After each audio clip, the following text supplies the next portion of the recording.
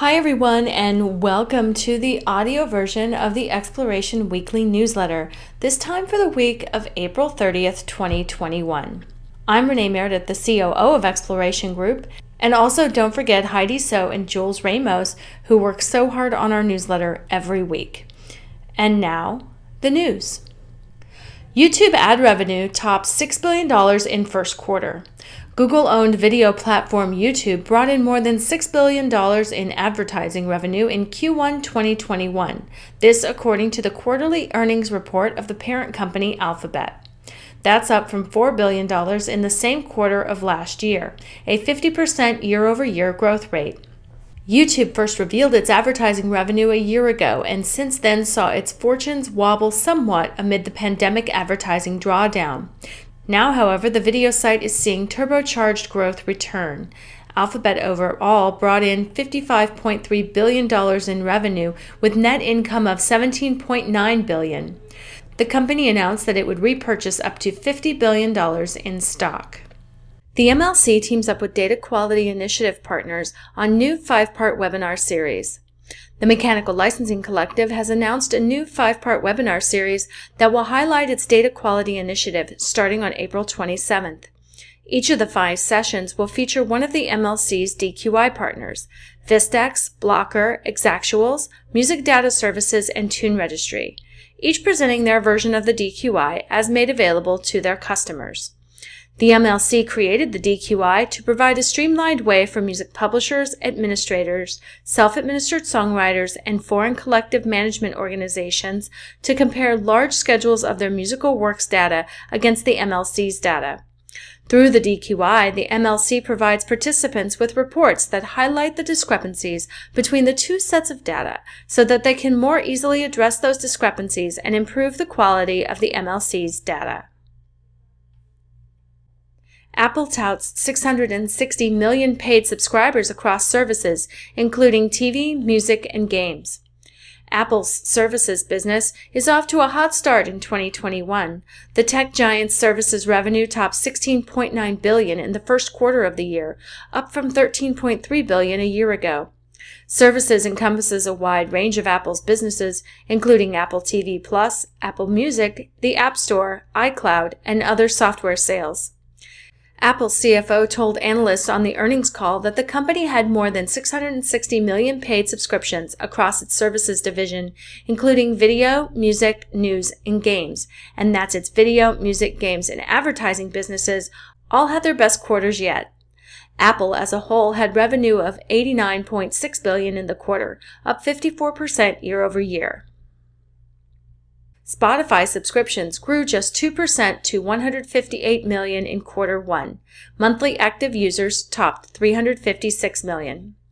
Spotify published its first financial results for Q1 2021 on April 28th, revealing that its global premium subscriber base grew to 158 million in the quarter ended March 31st.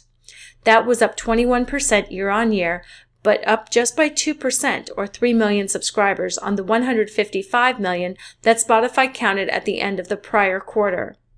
The company's total global monthly active users grew 24% year on year to 356 million in Q1 2021 and by 3% compared to the previous quarter. Spotify's premium subscriber growth translated into premium revenue of approximately $2.35 billion for Spotify in Q1, which was up slightly 2% from the prior quarter, Q4 2020, and up 14% year on year. Meanwhile, Spotify's ad-supported revenue hit $262.8 million in Q1, down 23% from the prior quarter, but up 46% year on year. Spotify's premium subscriber growth hit the top end of the company's guidance range of between 155 and 158 million for the quarter.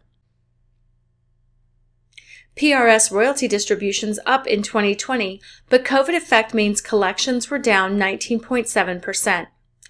UK Songwriters Collecting Society PRS has announced that the total sum of royalties it distributed to its songwriter and music publisher members last year was up 2% to £699.4 million, but that the COVID effect will be felt much more this year. The song side of the music rights business is feeling the negative impact of COVID more acutely than the record industry because songwriters and music publishers rely more than artists and labels on those copyright revenue streams that were hit by the pandemic. Royalties paid to the society by the live sector last year were down 79%, with public performance at large down 61.2%. Total income from the radio sector was down 9% because commercial stations saw their ad income hit by the pandemic, especially early on. And all of those declines combined mean that collections across the board, including international income, were down 19.7%. Digital income continues to grow, of course, up 5.1%. Royalty distributions to members are expected to be down about 10% in the next year.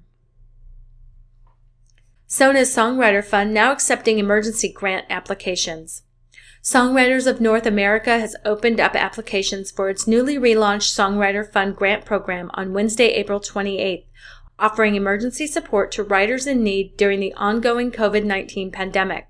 Directed by songwriters Autumn Rowe and Michelle Featherstone with management by Sarah Robertson, the fund grew out of an effort by Rowe to raise money for her struggling peers at the beginning of the pandemic when she solicited donations from artists including Leona Lewis and Billy Clark.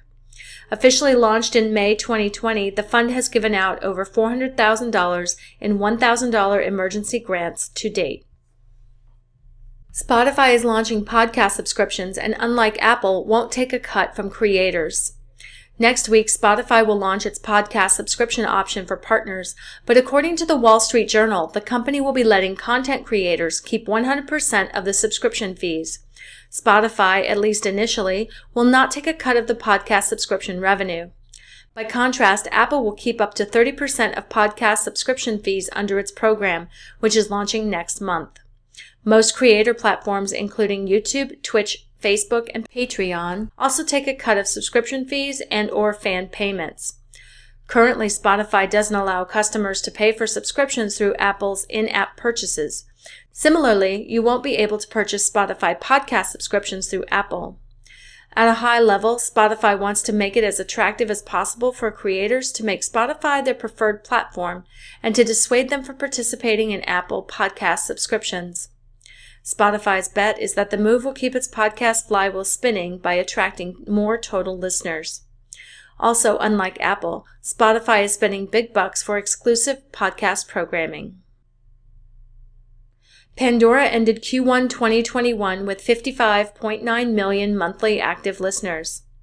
U.S. satellite radio firm SiriusXM has published its latest financial results, and as usual, they include figures from music streaming subsidiary Pandora. It ended March with 55.9 million monthly active listeners, down from 60.9 million a year ago.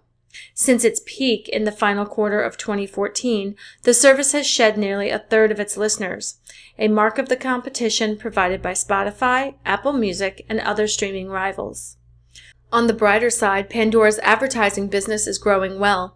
Ad revenues were up 29% year-on-year to $312 million in the first quarter of this year, even though the ad-supported listener hours were down by 8.3% to 2.87 billion.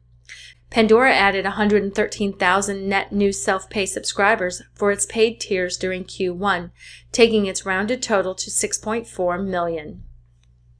That's all for me this week. Thank you all for listening, and don't forget to click subscribe for more great content from Exploration. And as always, don't forget to be kind to each other.